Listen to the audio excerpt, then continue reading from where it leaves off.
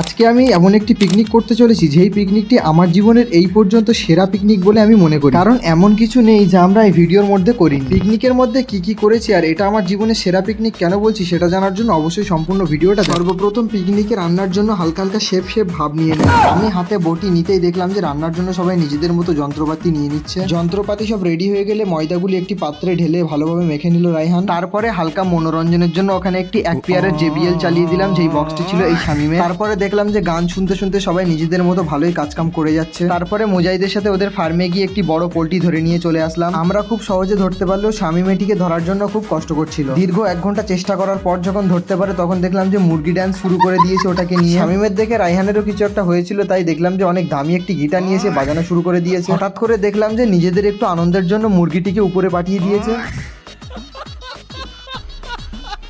তারপরে পোলট্রিটির জন্য হালকা করে কাটাকাটি করে আবার রান্নার দিকে মনোযোগ দিলাম। মাংস রান্না শেষ হলেই তারপরে হালকা করে লুচিগুলো সব ভেজে নিলাম। তারপরে একে একে সব লুচি ভাজা হয়ে গেলেই সবাই মিলে বসে পড়ি খেতে। এবং রান্নার ফার্স্ট রিভিউটা আমি রায়হানের কাছ থেকেই নিলাম যে কেমন লেগেছে খেতে। রায়হান তো ভালো বলে দিল। তারপরে শামিমের কাছে জিজ্ঞাসা করলাম, খুবই সুস্বাদু।